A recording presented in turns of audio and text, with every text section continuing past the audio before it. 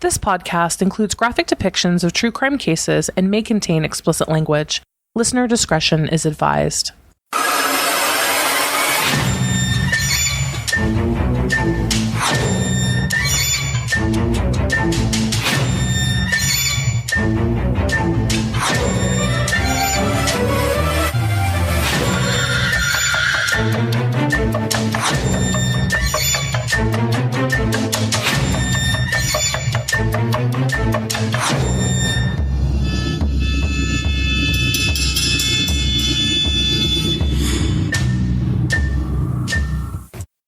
Hello, everyone, and welcome to We Saw the Devil. This is Robin. And this is Jackie.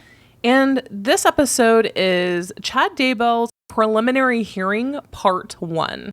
It's been a crazy 2 days. It's been insane. I don't know about you guys, but I have had a very difficult time ripping myself away from my television. I literally was watching it in bed, to be honest with you. Yeah, it's, you know how a lot of people, if they're super into sports, if they have to go to the bathroom, they'll carry their phone with them. You know, it was kind of the same thing. I had Court TV on the television, and then I would pick up on Facebook Live with our Patreon group. There were some really astonishing testimonies the last couple days. Had the crazy play-by-play, huh? This episode is actually going to cover part 1. On Monday, we watched and we made an outline, and it was too late at night, so we decided, you know what, let's just get through both days and then have time to breathe, analyze, and then put our episodes out. There was some research to do. Yeah, there was kind of some definitions and foundational understandings. So that's what we did, and we are here now with part 1. Moving on and getting some housekeeping out of the way, you can find us at WeSawTheDevil.com, Facebook and Twitter at We Saw the Devil, Instagram at We Saw the Devil Podcast. And as always, if you're interested in supporting or backing the show financially, you can do so for as little as $3 a month. You can find our Patreon at patreon.com/We Saw the Devil. We have a lot of different tiers, benefits like merch, postcards, true crime gifts, and one hell of a Facebook community. Yeah, we have a really great family. So that being said, let's just go ahead and get into it. I've been looking forward to this forever now. I know, it was hard to imagine that we would actually get here at any point. I felt like anything for pre-trial or anything in regards to a trial, hopefully future murder charges, weren't going to ever happen. I mean, it just seems like forever, doesn't it? It does, but we are here now. So let's go ahead and dive into day 1. And what we're going to do is just, for those of you, I know a couple of you reached out on social media, Twitter and Facebook, saying that you haven't been able to watch it yet. You're kind of waiting to get the play-by-play on the podcasts. We're going to try to give you not necessarily a moment-by-moment play-by-play, but kind of the grand themes as they happened. Yeah, we have a lot of players in this game. A lot of witnesses. It felt like a trial more than a pre-trial. So the court began Monday morning promptly at 9 a.m. and then there was an immediate recess because John Pryor asked for a sidebar. Now, what's different about this particular hearing is that because of the plexiglass installed around the witness box, people have to scream, more or less, speak up, and then the rest of the court hears you. So in the same around Judge Eddins, he has plexiglass around him. So people have to really, really speak up. Even the microphones and whatnot aren't quite loud enough. So anytime there's a recess, it's going to take place in Judge Eddins' chambers. I keep calling the witness box the penalty box in my head, like it's a hockey game, because that's what it reminds me of. Like, that's what it should have been for Melanie Gibb. Oh my God, right? 1-2 knockout. First thing, there's a recess. It takes about 5 to 8 minutes, and then they're back. So the first witness is called, and it's Rexburg Police Department Detective Ray Hermosillo. And he's been a police officer for 19 years, and he said that his introduction to this family was in early November. The Gilbert Police Department down in Arizona had reached out with a request to seize a Jeep that Lori Vallow had in her possession. And we can all know, because we're all obsessed with this case, that was likely related to the Melanie and Brandon Boudreaux debacle. Then on November 25th of 2019, he was called to do a welfare check on JJ, full name Joshua Jackson Vallow. This is when Rob Wood introduces evidence exhibits. And this is also where I learned something that I wasn't previously aware of. He produced the birth certificate and adoption records for a Canaan Trahan. And it seems as though Lori and Charles Vallow changed Canaan's name to Joshua Vallow, Joshua Jackson Vallow. Wood also then introduced the birth certificate of Tylee Ryan. I mean, that was expected. But then we get a twofer on this one. He submits the marriage certificate of Chad Daybell and Lori Vallow. The date of their marriage, November 5th. And what's really, really disappointing in all of this is that Lori had a part in naming JJ. Yeah. Just to have a part in the end of his life. That's sick. I wasn't aware. See, I thought that JJ was his name, that Joshua was his name. Yeah, this is new information. It took me a moment to process that. And so between the Canaan Trahan and then the fact that Lori had a hand in naming JJ, but she always separated herself from him. Interviews with neighbors, and he was just a drug baby. My husband's, family had a drug baby. I mean, she just separated herself from JJ. She never saw JJ as her child. Yeah, and then what about that marriage certificate? So November 5th, they were in fact married. They have the certificate. Only law enforcement can get that via subpoena, and it has been confirmed. Lori and Chad are in fact wed. Yep, and they were married in Hawaii. So then Detective Hermosillo tells the story of the November 26th welfare check. And he showed up to their little merry cluster of apartments there in Rexburg. And Alex and Chad, now Alex Cox and Chad Daybell were there. And Alex tells Hermosillo that JJ was with Kay Woodcock in Louisiana. Now, Detective Hermosillo, knowing that Kay Woodcock is the one who called in the effing welfare check to begin with, was like, nah, bro. And he asked for Lori's phone number. Alex said that he didn't have it. So Alex, I don't know my sister's phone number, even though we live side by side. How unbelievable. I mean, who's going to believe that? And then Detective Hermosillo asked Chad when he last saw JJ. And Chad replied that he saw him in apartment 107, Alex Cox's home, in October. Detective Hermosillo then asked Chad for Lori's phone number. And Chad told Hermosillo that he didn't have it. And Hermosillo's kind of thought that was odd because they were married. They, at this point, already knew that they were married. So another lie. Another lie. They did not get off to a good start, guys. No. So Chad said that he only knew Lori because they had met a couple times through Alex Cox. So then Prosecutor Rob Wood admits an exhibit showing a photo of JJ, Tylee, and Alex Cox at Yellowstone National Park on September 8th. The picture that we've all seen, it's on a lot of the tributes with Alex Cox being cut out. He then admits another photo from Lori's iCloud account showing JJ sitting on a couch on September 22nd, 2019. Now, September 22nd, we now know is the last day that JJ was alive. That kind of changes things a little bit, doesn't it? It does. Back to Detective Hermosillo's interaction with Chad and Alex. A few moments later, Chad ends up giving Hermosillo Lori's phone number. Now, Chad was already acting shady, obviously, at this point, saying that he barely knew his wife and didn't have her phone number. Who's that? Who's my wife? I don't have a wife. Mariah Carey. I don't even know her. Detective Hermosillo wasn't able to obtain a search warrant that day. However, all of those interactions were, in fact, recorded on police body cam. The next day, November 27th, 2019, a search warrant was finally obtained for apartments 175, 174, and 107. Now, these include Alex, Lori, and Melanie Boudreau's apartment. They found, as we all know, now a lot of this stuff is just background information that we've already had, but we're still going through it lightly just to kind of confirm and keep the timeline, okay? So remember, they found a half-full bottle of the risperidone, also a half-packed suitcase in Lori's. It looks like it had a child's name on it and was half-packed. As we all know, Alex Cox's apartment was empty entirely, and Detective Hermosillo found a rental agreement for the infamous storage facility. They still owe money. They do still owe money. And I bet that's gone to collections, maybe even a write-off at this point. So Detective Hermosillo executed that search warrant on that storage facility, that storage unit, which we know had the bicycle, clothes, some winter clothes, some pictures, and a couple totes. Now, that was the moment that the FBI was brought in. And this is also where Lori and Chad stopped all contact with police. They're like, nah. They felt the pressure. Detective Hermosillo says that after talking with Colby Ryan, the police then began looking for Tylee. So now we have JJ missing, and they thought that was it.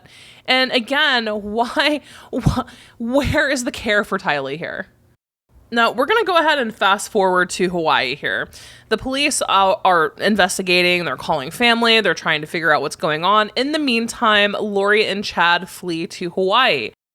So Detective Hermosillo then discusses how he served Lori with the order to produce the children in Rexburg within 5 days.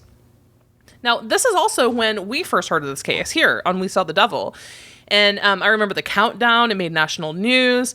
It came up on Huffington Post and CNN. Will Lori Vallow return her children? It was crazy. And that Detective Hermosillo was involved in that. And then he talks about how he was there to serve the arrest warrant on Lori in Hawaii.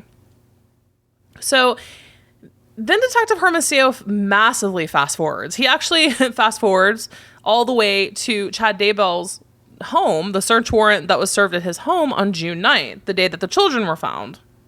I think at this point, everyone was kind of wondering, where are the children? Because she had the ample opportunity to produce the children. No one understood why she didn't return them. No, and then that's when the speculation started coming out. Did she kill the children? Mm-hmm. Like, hey, you big old bee, what did you do? And I just can't help but, I've followed so many cases. I followed the East Area Rapist, Golden State Killer. I was obsessed with Jodi Arias' case. I've covered missing children's cases.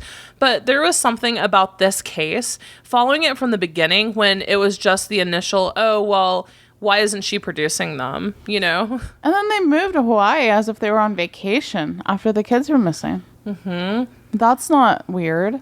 And then, Lori comes back. She's in jail. Well, why isn't she still producing the kids?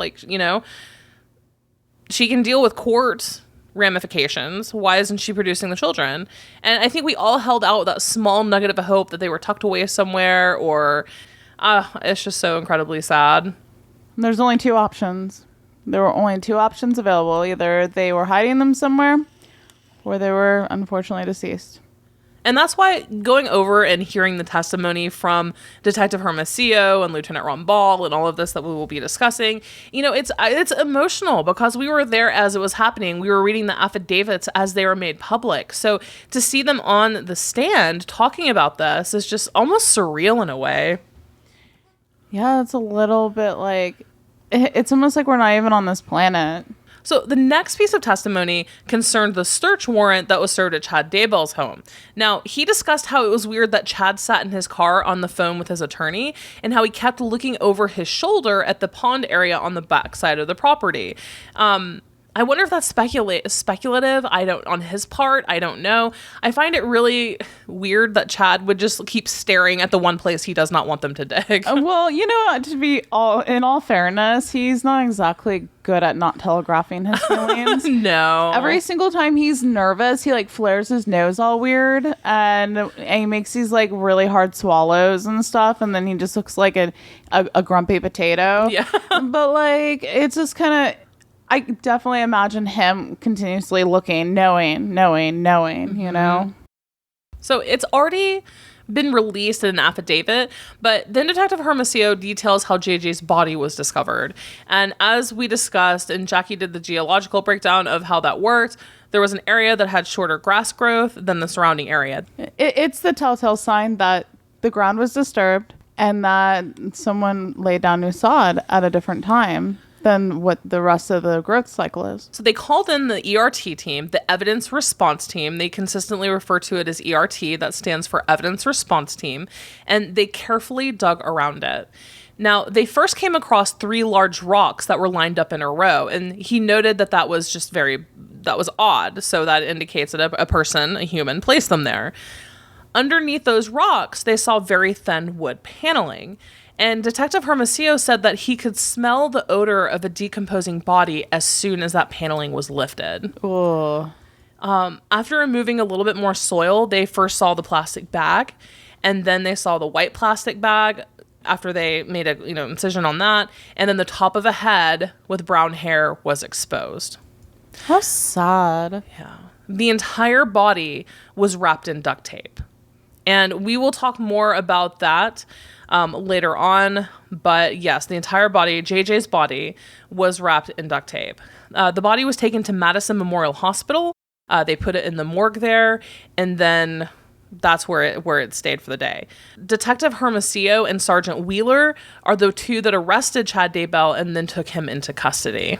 Later that afternoon, the team started digging through the pet cemetery. Now, although this was not stated in this preliminary hearing, I'm just going to mentally go off of the report about Tylee's discovery in that affidavit and how it was based on two things. One being the FBI cast cell phone pings of Alex Cox, where they found him within 6 meters around Chad Daybell's property. He spent an inordinate amount of time at that particular pet cemetery area. And then also don't forget the raccoon text from Chad to his wife, Tammy, about how he found him a raccoon he's got to shoot and bury. So they started to excavate and dig through the pet cemetery area. Now, on day 2, on Tuesday's preliminary hearing, you will hear, in our next episode as well, you will hear more details about Tylee and how her removal and the excavation and removal of her remains worked. But we're just going over what Detective Hermosillo said on Monday. So the ERT team,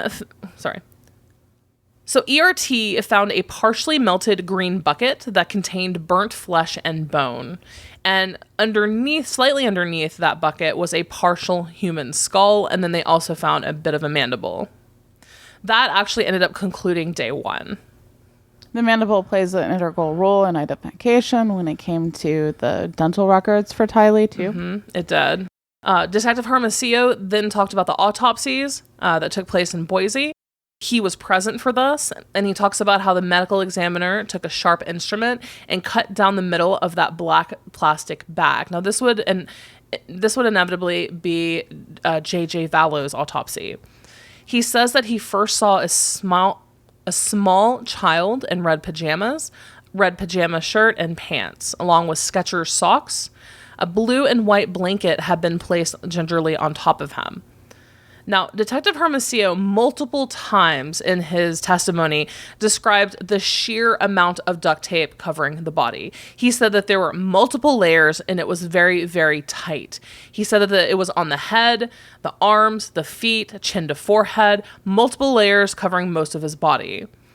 He said that JJ's head had a white plastic bag over it, and there was duct tape covering his mouth. Another interesting piece is that JJ's hands were folded about chest high, and Detective Hermosillo said that there was a ball of duct tape over where his hands would be.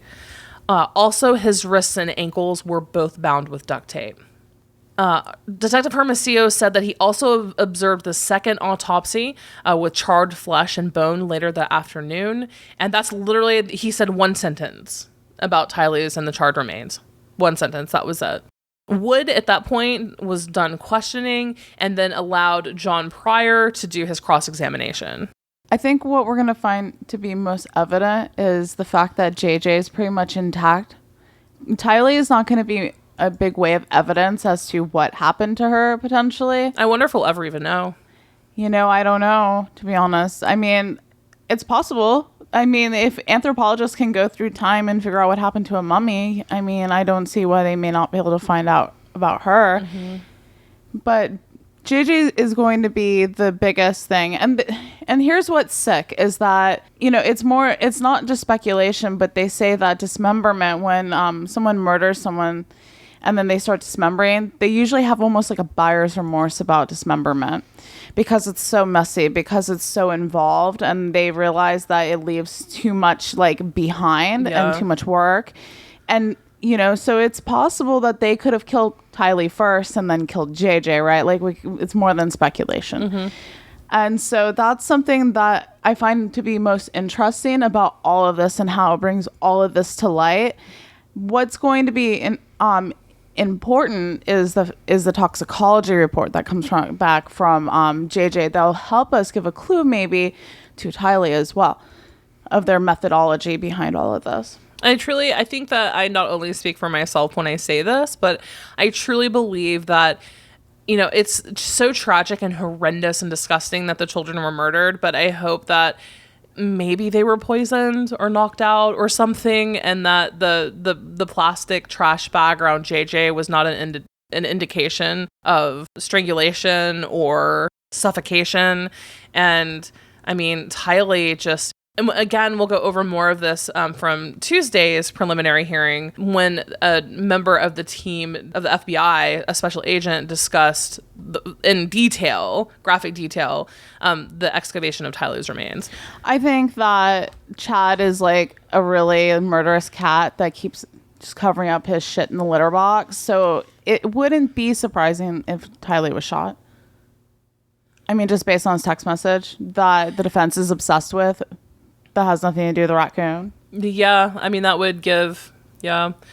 I guess we don't know. Maybe they can, forensics can determine that, or a medical examiner from skull fragments, or... Yeah, I'm really looking forward, like most of you are, to the medical examiner coming back with toxicology reports and the full autopsy. Mm-hmm. Same. Hard same. I think that having the evidence will bring forth better justice. So, John Pryor is going to have his work cut out for him. So far, JJ's body was discovered in ID in Chad's backyard. Tylee's body had to identify, from partial dental records, as Jackie said, and things aren't looking good. So in any case, John Pryor took over the cross-examination, and Rob Wood objected to almost every single one of John Pryor's questions. I mean, every single thing. And it went 50-50 whether it was overruled or sustained, but John Pryor is really trying hard here. He talked about a conversation with Melanie Boudreau and another with Melanie Gibb, brought up JJ's school attendance, because remember, police initially thought that JJ attended school for the last day on September 23rd. Yeah, I was confused about that. That was a big piece for you. Yeah, I was like, wait, because they released the report and it detailed it, and it was like, and then they had changed the information about when he went missing. Yeah. So I don't know how, I mean, I guess there's just so much with this case, I guess. I don't know, but that has since been corrected, and now we know that the 22nd is the last day that he was seen alive. The 23rd, he was most likely deceased. So they pivot back to the June 9th search warrant at Chad's home, and then just randomly talk about how both graves were, quote, shallow, roughly 6 to 8 inches deep, which I found that to be a very interesting point there myself. I wonder if later down the road, because remember, guys, I'm sorry I didn't do this before, but let me just say this really quickly. The preliminary hearing, what we're discussing now, what took place Monday and Tuesday, the purpose of it is for the court to determine whether the prosecution, the state, has a strong enough case to take to a jury. And Judge Farron Edens, who is in charge of this, will be the one to decide. And if not, the court will dismiss the charges. So as everyone knows, we're recording Tuesday evening, roughly 11 o'clock at night. So Chad's preliminary hearing is over and he lost. Judge Farron Edens immediately, said that it can go on to a jury trial. That being said, and the reason I'm bringing this out is in cases like these where it's pretty obvious we're going to head to a major trial, neither side will actually trot out its best evidence. So let's just say Tammy's autopsy is back. The children's autopsies are back. They would not bring out a lot of this evidence. They're going to actually wait for the jury trial for that. That's the entire purpose of our justice system, is just to make sure, checks and balance, that it can go to a jury. I'm really glad that you brought that up, actually. So more than likely the autopsies are back. It's possible. And so I see a lot of people talking, well, why didn't they, show the autopsy? Well, twofold. It is possible that they're back, or, a lot of people questioning whether they are complete. It's possible, but, the defense and the state, the prosecution, they're not going to trot out like their A++ evidence right now. This is just to prove beyond, quote, a reasonable doubt that Chad Daybell is responsible for felony counts of conspiracy to commit destruction, alteration, or concealment of evidence against the children. I just wanted to kind of take a break here momentarily and announce that before we continue even further. At this point, after discussing the shallowness of the graves, they took a lunch break for 1 hour. Upon returning, Lieutenant Ron Ball. Now, I feel like I've been reading documents and affidavits by Lieutenant Ron Ball for a year now, it seems. So he takes the witness stand. He discusses how he was present for the 6-9 search warrant, the discovery of both bodies, and also how he traveled up with Detective Hermosillo to Boise and was present for the autopsies. He also admitted multiple pieces of evidence, although we could not see them. Lieutenant Ron Ball didn't spend a tremendous amount of time on the stand, and that was pretty much it as far as just important items and discussions. The next witness is actually particularly interesting. Detective David Stubbs. And he's been a detective for 20 years and with the Rexburg Police Department for 25 years. And his specialty is technology and internet crimes against children. He, much like Hermosillo, became involved when the Gilbert Police Department in Arizona were looking for that Jeep that Laurie had in her possession. Now, Stubbs and Ball were both present for the November 26th welfare check on JJ, where Laurie was home and present. And his chest cam footage then plays for the court. And again, we can't see it, but we can hear it. Laurie told them that JJ was in Arizona with her friend Melanie Gibb. She says Melanie's son has autism.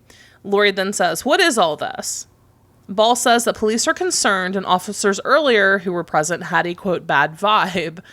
Laurie says one of her brothers is trying to kill her, so she's had to move around a lot. JJ went to school for 2 months there locally in Rexburg, but had a really hard time. Laurie says that the person who called the police, Kay Woodcock, has been, quote, fighting her since Charles Vallow died. The biggest piece that I took away from that initial interaction, just up to this point, is that she said that her brother, Adam, is trying to kill her. Adam's is probably one of the least bad people from that family. Like, the only one, probably. Yeah, who has, like, little involvement in any of this. You know, he is also the one, don't forget, that Charles Vallow reached out to when he had his suspicions regarding Laurie's relationship with Chad. And so it seems like Charles Vallow even entrusted Adam Cox with a lot of this. There have been some rumblings, too, that the day that Charles Vallow was murdered, that Adam Cox was actually in town there in Arizona to visit.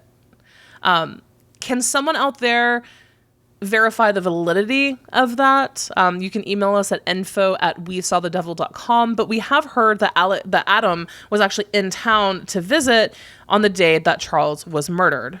I have to say that this is the longest that I've really heard Laurie talk, especially to law enforcement, and she is one of the most annoying human beings I've ever heard in my entire life. She almost whispers everything. Yeah, okay, yeah. Hey, Chad. In a super high-pitched voice. Yeah, okay. It's almost comical. I hate to say it, but it's almost comical with her voice. And I've never seen someone with such a manipulative victim complex. She's like, I'm a good person. And 9 times out of 10, anyone who proactively if they're in trouble and they just shout out, I'm a good person, 99% of the time they're not. And she's like, I'm a good person. Everyone is causing problems for me right now. Laurie, Kay got $1 million when Charles died and I didn't get anything. It's like, holy crap. Like, if I were a police officer in that situation, I'd be like, this bitch crazy. I'd be like, close your mouth. So Laurie told them that her daughter went to BYU, Idaho. And she said that she is going to go back to Arizona so that JJ can go into a school that's better for his behavioral issues. Police tell Laurie that they are concerned for JJ. And Laurie's like, she doesn't even respond to it. She's like, I feel like I'm being tracked all the time. And the police try to stay on task. Lieutenant Ball says, well, 2 detectives came earlier and we're talking with 2 guys. And Laurie said, yeah, that's my brother Alex. And then Alex's friend, Chad Daybell. They're married. Hey, friend. Hey, friend.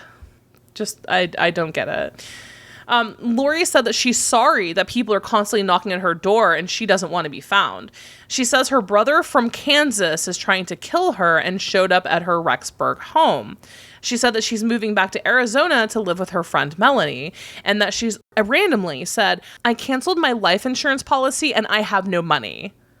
But do you notice a common theme? Everything in here is money for her. Well, and gaslighting. Oh my God. Money and gaslighting. Money and gaslighting. That would be...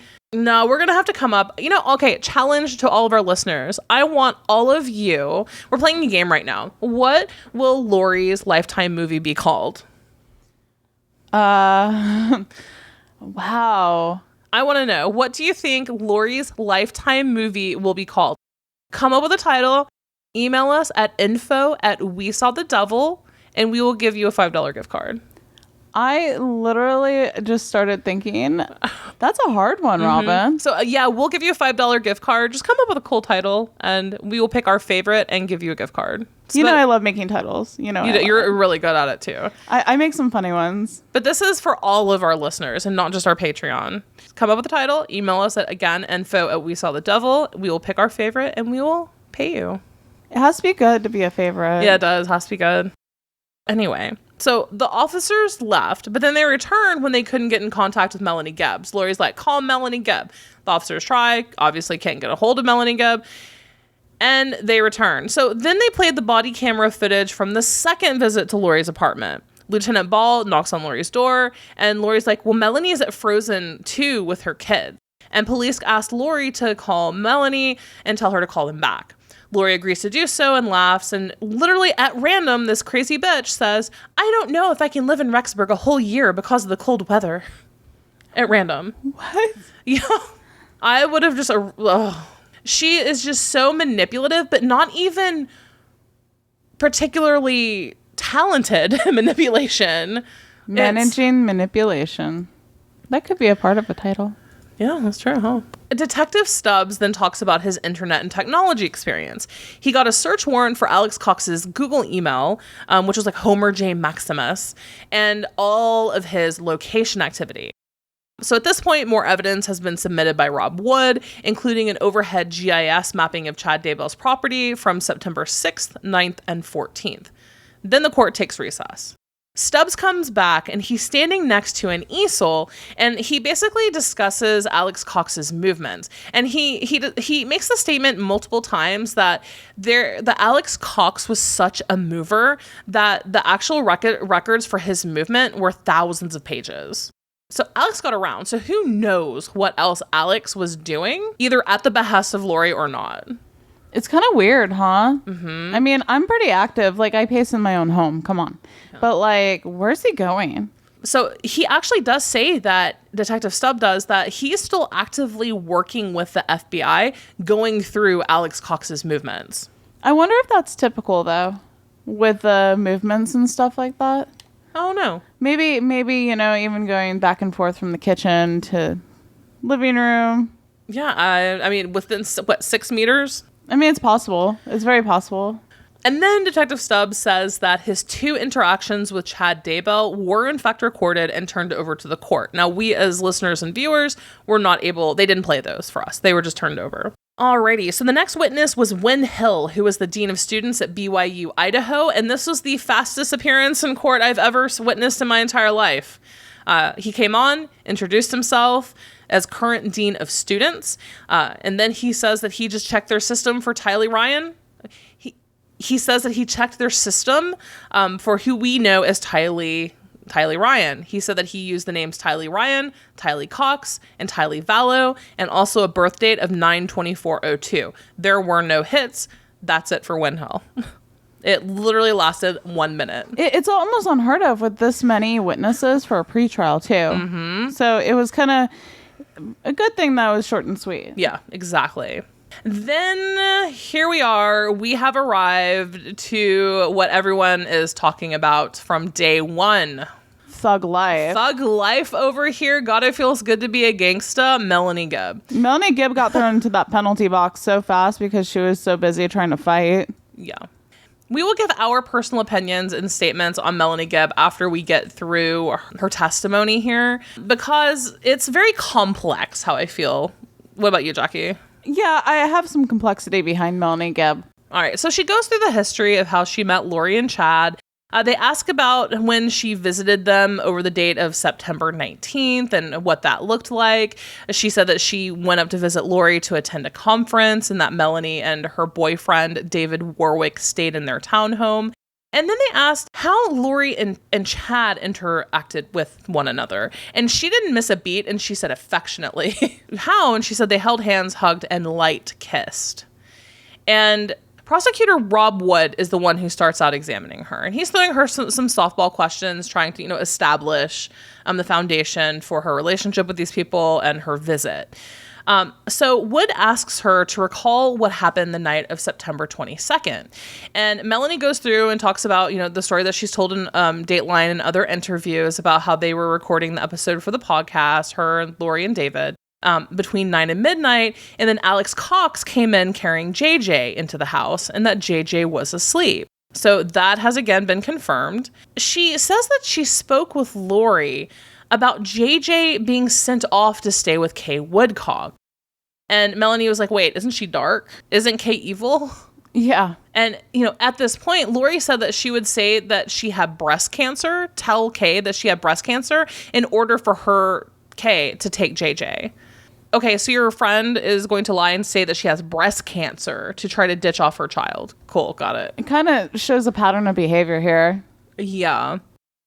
If you're willing to lie about a serious medical condition like that to try and manipulate a situation, it seems to me that I wouldn't say it's so far-fetched that she would try and lie about other medical conditions and manipulate a situation. So then Melanie fast forwards to the morning of November 26th when she got a phone call from Chad. And she recounts basically the, Chad being nervous and saying, Rexburg police are going to call you, don't pick up. And then how shortly after Laurie called her and was like, everything's fine.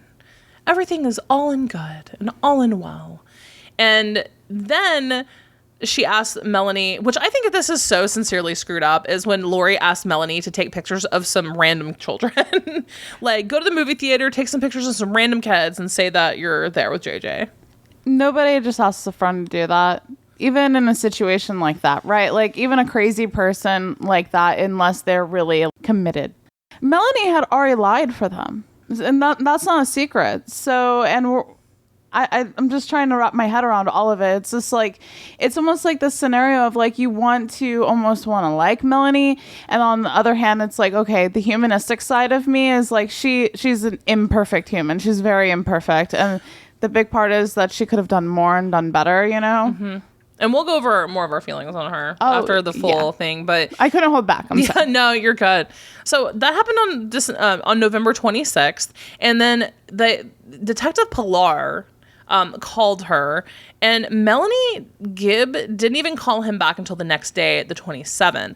And when she did, she told him again, like Jackie just said, she lied. She said, well, yeah, JJ was here in Arizona with me, or was in Arizona with me, but Laurie picked him up. He's now back in Idaho. So if that's new information. If that were the case, then, yes, Melanie Gibb did in fact lie. It appears that she did try to bat the ball back into Laurie's court. Yeah, it would seem that way, that she kind of gave her the ball back. But on the same note, it's why would you lie when you know that the children are missing? Mm-hmm. Why wouldn't you have your suspicions raised and then she tries to play in her defense that she went to the police right after. Mm-hmm. And in her testimony, this is when she addresses that. She says that she wanted the investigators to turn their focus back onto Laurie. She was confused. She wasn't sure what was going on.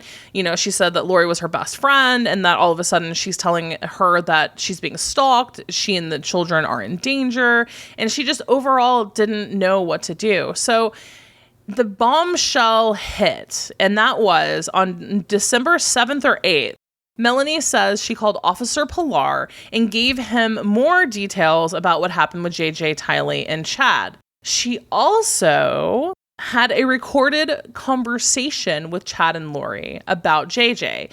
And this was the bombshell. That was the worst. That was the worst bombshell ever. I apologize for you. God, that was embarrassing.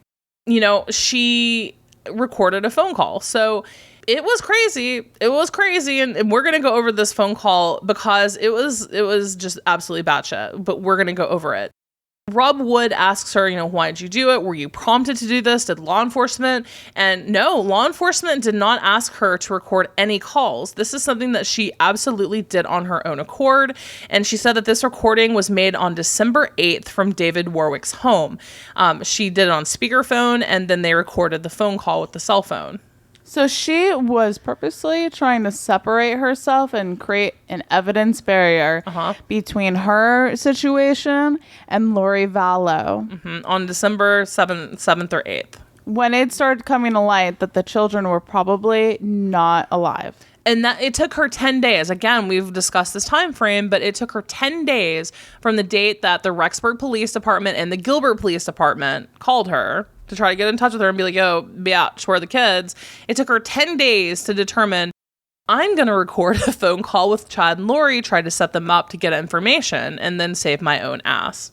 Is pretty much what happened. Well, Melanie even stated that she did all this to save her own ass. She really actually did. She said that I did this, for myself. She did actually say this in her testimony. The court goes into recess. There was some sort of technical issue with the IT person. They couldn't get the call working. And so they take a quick recess and then they come back and then they play the call. Now, wasn't there speculation that Melanie had a breakdown? There was speculation. I don't see it. I think that's just pure speculation. But all of a sudden rumors went around that this is the first time that that Melanie Gibb realized that JJ was dead that night when Alex Cox brought him into the apartment. I don't think there's any validity to that. No founding to it. At all. But yeah, a lot of people on various Facebook groups and Twitter were abuzz with that. So let's talk about this infamous phone call. How I'm viewing it, at least, is almost like an LDS face-off and trying to, they were dropping some bombs. They were pulling hair the whole bit. It was messy. I'm not going to lie to you. And it was weird because I am not used to listening to people talk like that. It almost sounded like a weird timepiece of really angry timepiecey people from another era being upset at one another. To me, as an outsider who's not used to that, it sounds very odd. Yes, it was very odd. So let's discuss this call as a whole. And I had to speak with 3 LDS friends in order to get the full picture on this story, guys, because a lot of doctrine was thrown around. It's also an LDS culture aspect, too, of what is considered an insult. What's the worst of the worst, right? So I actually had to get some clarification on this because, as Jackie said, this was so weird to listen to. Yeah, and even the defense was kind of like, can you enlighten me? Yeah. Excuse my ignorance. And I'm in the same boat as that guy, as Pryor, right? Mm-hmm. And it kind of threw me off. I was like, wait, do they make up their own language? Because this is weird. Mm-hmm. And everyone's like, no, that's not their own language. And I'm like, I don't know. Yeah, it's very, very odd. So Melanie calls and Chad answers, hello, sweet Melanie. Let's get on speakerphone. Melanie's like, oh, okay. Now, you can tell Melanie sounds odd, and for myself, I believe she sounds like she scripted her phone call, like she wrote it out, like what she planned to say, and then she almost sounds scripted. Oh, yeah. So she calls them, Chad answers, they're laughing and giggling, and she's like, hey, how are you guys? And Laurie's like, we're okay. How you doing, babe? And Melanie says she's doing good. I'm doing pretty good, thanks. I was wondering, where are you guys? And Chad laughs and says, we're just hanging out. And Melanie's like, hanging out? Are you in Idaho? And Laurie said, no. And then Chad replies, we're nowhere near Idaho. So first off, I found it very odd that they would not tell her where they are. Yeah, that's kind of weird. Did they have a suspicion that police were, utilizing their close friends at this point? More than likely. Also, don't forget that the week prior to this conversation, Melanie Gibb had that conversation with Alex Cox, where Alex Cox was like, damn, they're throwing you under the bus. Audibly speaking, they're being really nice, they're giggly, until Melanie says, I just want to ask you some questions, if you don't mind, Laurie. And Laurie's upbeat and says, yeah, of course. And Melanie says, I want to know, you remember when we talked about JJ going to Kay's house and you told me they went there and now he's not there? I was wondering what happened. Laurie, you can hear her immediately kind of switch gears. She's like, well, I had to move in somewhere else because of her actions. So, and then Melanie's like, well, was Kay, trying to kidnap them? Was she trying to come get him? What's going on? You can tell that Laurie's upset. She's like, Laurie is thrown off. You can hear her tone shift entirely into this like deeper, less meek sound. Mm-hmm. Yeah. And it then becomes defense. Defiant. Yeah. And Melanie's like, okay, well, when I asked Chad that the other day, he was like, where's JJ? And he said that it was from my security and that he didn't want me to know. So is there a reason I should be in danger to know where JJ is? And again, Laurie was thrown back and she said, no, it's nobody. It's his danger. It's danger that there's people after me. And then Chad said, if you knew, then it puts you in danger. Chad and Laurie just kind of throw out their bullshit here. Yeah, it's bad position. Laurie will say something and then Chad backs her up and repeats the same thing. And it's very clear very early on in this phone call that Laurie is driving this bus. Yeah, she sounds like a ringleader to me. Literally, guys, I want you to look at the transcript of this. Laurie says, puts you in a bad position. Chad says, yeah, a bad position. And Laurie and Melanie's like, yeah, so you're just worried. Okay. And Laurie said, just keep him protected. And Chad said, and keep you protected. And he just apes and he just echoes everything she says. So anyway, Melanie finally asks, is JJ safe? And I've never wanted to punch someone so badly in my life. Laurie says he is safe and happy. And Melanie's like, okay, well, that's good to hear. Are you afraid of anything? And Laurie said, well, I'm just not telling anybody so that nobody has to say where he is or gets questioned so I can keep him as safe as possible. She's talking in circles. So they kind of go through that for just a minute or two. And Melanie's like, okay, well, I wonder if I'll ever be able to see you again. And Laurie's like, absolutely you will. Will JJ ever come out again? And Laurie completely ignores that question as far as if JJ's going to come out into the open again. Yeah. So then they start arguing over, Kay and whatnot. And Melanie says, and this is where shit hits the proverbial fan. She says, I was thinking about some of the things you guys have gone through, and I saw this scripture today, and I wanted to. And Laurie just steamrolls her and says, let me ask you a question. Let me ask you a question about the scripture, okay? So did Alma turn herself into King Noah, or what did? What was he required to do? It was almost like she was talking about her own situation and stuff. Sorry to interrupt you, but I just want to, interject that. No, it's very, very true. So basically, Laurie knows at this point that she is not going to like what Melanie Gibb has to say. So she tries to nip that conversation in the bud by bringing up King Noah. And more or less, the King Noah in the scriptures, Melanie Gibb is basically insinuating that good people have nothing to fear from law enforcement. That if you're a good person and you've done nothing wrong, then you have nothing to be afraid of. Everything is fear-based with. And then, so in citing this scripture, Laurie brings up two examples of religious persecution and then tries to draw a parallel between her and two of the most important people in the Book of Mormon, Alma and Moroni, or Moroni. I've heard people pronounce it both ways before I get hateful emails. Alma and Moroni had to go into hiding to protect the knowledge of the gospel. And so Laurie's basically trying to act like she and Chad are so virtuous and righteous and that they're having to go into hiding to protect the truth. Well, that's what happens with pious people, right? Right. So Melanie pretty much at this point says, if you've been good and faithful, God would have supported you. Instead, you opened the door to Satan. Satan attacked you and God didn't protect you. So I know you aren't righteous people. Melanie completely brushes off Laurie's crap. Melanie Gibb's scripture, everything that she said is about apostasy. People who don't, quote, endure to the end. You should have been faithful. One of Melanie, and even in her Dateline interviews, one of Melanie Gibbs's favorite phrase is the fiery darts of the adversary. Meaning, anything trouble or bad that's instigated by Satan. Now, is that a constant throughout a lot of the LDS community to say that? Is it?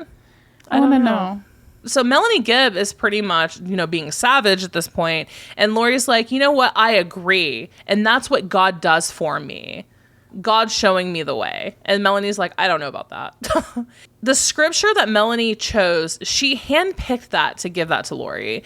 And she was basically calling Laurie an apostate. And that's why Laurie flipped her script on that. Melanie Gibb said, if you loved me, Laurie kept telling Melanie that she loved her. And Melanie's like, if you loved me, you wouldn't have told the police that JJ was with me. You wouldn't have lied and brought me into this. And Laurie said, I love you, but God comes first. And he basically tells me what to do. And Melanie Gibb said, I never really believed you, not in my gut. And I was told by 2 members of the LDS church, your gut being an indicator of what is true and righteous. So the fact that Melanie Gibb said, not in my gut, was actually a huge punch back at Laurie. And then the final bomb happened where Melanie, out of nowhere, said, I was reading the story of Korihor, and it's so very similar to this. You just can't see it. But he did it because he was trying to reclaim a people, and he thought at the very end, because of his carnal natural desires, that's what influenced him. And then Laurie, yelled. She's like, that's me, natural desires? And Melanie pulled the Petty Queen Award of the Year and was like, you've got a lot of natural desires, honey. We know that. It was just it's such a beautiful moment. Melanie's like, girl, So, but this is where Laurie just went apeshit. She just was so mad and was defiant, and she pulled the trigger. I'm not going to go through this entire freaking transcript, but I highly, highly, highly suggest you guys read it. We are going to have Ian on to return to talk about a couple theological aspects of this case, especially how this interaction between Melanie Gibb and Laurie also transpired, kind of through an LDS lens, because that's more or less what was going on here. I need that. I don't know. There's a lot of you out there who are LDS. There's a lot of you out there who are like me, and I have no idea, and I'm clueless. Yes, Melanie Gibb was out here being thug life, and, pew, pew, pew, pew, pew, and Laurie was just, not me, not my hover round, not me, and, fighting. So it was a cat fight, an LDS cat fight. A couple pieces outside of the amazing fight. 3 pieces here, right, that I think is really interesting. Number 1, so Melanie says that it was very odd that Chad and Laurie got together so fast, right, that they started cheating with each other before Tammy was even passed away, divorced, whatever. Chad got on the phone and started talking and said that Tammy had been ill and that their kids were in the house within 20 minutes of her passing. There were 2 corners. They checked her out right there on the bed. However, in an essay and blog about Tammy's death, Chad had said, quote, my dear wife Tammy passed away in her sleep early Saturday, October 19th. When I awoke, it was around 6 a.m. It was clear she had been gone for several hours. It came as a shock. But yet on this call, Chad's like, Tammy had been ill and she refused to go to the doctors and she was wasting away and getting weaker and weaker. So which is it, Chad? Lies is what it is. Lies. Also, another piece that was really interesting is Chad follows that up and says, well, that's just a conspiracy by, my sister-in-law. So Tammy's sister. Let's not forget Emma Daybell, right, Chad's daughter's post on Reddit, where she posted in the subreddit grief support. And the title of her post, if you recall, is Exhuming Body Without Family Permission. And she talks about how it's really weird that her mom died. She told it was natural causes. Her dad already remarried. She's weirded out by that. And she actually says in there that her aunt, a few neighbors, in the parentheses, led by my aunt in our small town, have decided that since my dad had remarried so quickly, he murdered my mother. So it sounds like Tammy Daybell's sister, who we have not heard from at all. No, we have not. And any of this. No. Believed off the bat that Chad Daybell murdered Tammy. Something that I've heard different interpretations of, back to the call now, is one piece of the call when they are slamming scriptures at each other. Melanie says that she was not listening to her gut feeling and that she felt uncomfortable about many things. And we're taking this to mean the group, right? Chad, Laurie, their beliefs, so on and so forth. And Laurie says, you will be held accountable for the knowledge you have. Yeah, I thought that was kind of weird. That's why one was like, wait, what are they really trying to say there?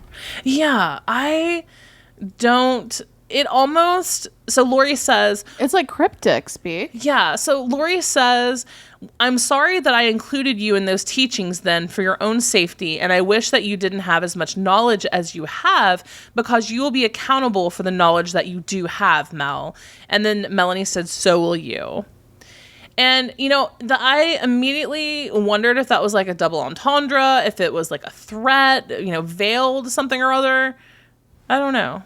It's almost like she's insinuating that she was aware of that she's aware of the children and what happened to them. Yes. May have been present, because her only alibi that she's really trying to double down on and got real defensive of is her alibi with Warwick. And don't you think it's kind of weird that they don't sleep together? Is that a normal thing? Yeah, is it like because they're not married? Right. Oh, okay. So yeah, that one piece though, the accountability piece, to me, it seems like Laurie is saying that Melanie Gibb knows way more. That she's culpable and accountable for something and knows more. Maybe I'm reading too far into that. Maybe you're not. Maybe it is being read just as it should be. But like also, likewise, why, you know, Laurie's like, well, David Warwick, you know, David is putting these thoughts into you. What about the sudden hate on David Warwick? Did David not get in along with Chad or Laurie? Because David Warwick is involved in all of this craziness. He speaks. He goes to these conferences. He's known Chad, he said, for 4 or 5 years. Yeah, he talks on their podcast too. Like, he knew Chad Daybell before, I believe, before Melanie Gibb even did, because of the circuit and speaking and, you know, so forth. So, I don't know. In any case, this friends group fell apart, and they will not be receiving Christmas cards from one another this year. Nope. And when it got too far, Melanie decided that it was too far. Mm-hmm. One last piece of that call that I found interesting was Melanie Gibbs relays her conversation with Alex to Laurie. I remember how Alex said, well, Melanie Gibb asked Alex, where's JJ? And Alex says, you don't want to know. He will never be found. Melanie Gibb told Laurie this, and Laurie's like, I don't know why he said that. He doesn't know where JJ is. A week later, Alex was dead. Wow. So could that have had a connection? Possibly. Could that have had a connection? Could Melanie Gibb relaying that conversation have gotten Alex offed? More tomorrow on As the Daybells Turn. But that is pretty much it for the day, guys, as far as the court. So that is where the hearings stopped, and they picked up Tuesday morning with cross-examination of Melanie Gibb. And that's actually where it got juicy. It was, 8 a.m. Pacific time, and I was like about to go get my popcorn and an alcoholic beverage. It was crazy right out of the gate. It's just so much new information. And then having the defense try and go off of the raccoon thing is just like, oh my God, dude. Are we serious? In the second part of the pretrial, You're going to wish that you had an alcoholic beverage. So this is it for our part 1, guys, of the preliminary hearing. Tomorrow we will be covering and doing our episode and thoughts on part 2, where it got crazier. So definitely stick around for that. Unless we not forget, guys, do not forget, Lori Vallow's preliminary hearing is August 10th. So in 6 more days, we're going to have this carnival circus for Lori Vallow. I am gonna wonder if she's gonna have a mental breakdown or some sort. What if during her pretrial she has a medical emergency? I'm just waiting for it. I'm just like, wait a moment. What kind of manipulative tactics is she gonna pull? Or is she? I don't think she's going to. I think that Mark Means, her attorney, is incompetent. Yeah. And I'm actually scared for this. I'm actually scared for Mark Means to come out to the preliminary hearing because, he's just a family attorney. This is a hardcore criminal case. He's not prepared. So I hope that it doesn't leave her an opening that she can have an appeal based on an incompetent counsel. Ooh. We will see, but Lori Vallow's preliminary hearing is scheduled for August 10th. And again, this episode is coming out, and then we will do part 2 for the preliminary hearing for Tuesday, and then give you all of our thoughts and what we think. I never thought that for the second part of the pretrial, I never thought it would be so thrilling to see an outcome. Right? They did a really great job on both sides to a degree. They absolutely did. Again, you can find us at WeSawTheDevil.com. You can find us as We Saw the Devil on both Facebook and Twitter. You can find us as We Saw the Devil Podcast on Instagram. And again, We are naming this Lifetime movie. So come up with your best, funniest, and we will send you a $5 Amazon gift card. That's it for this week, guys. Thank you again for tuning in. Until next crime.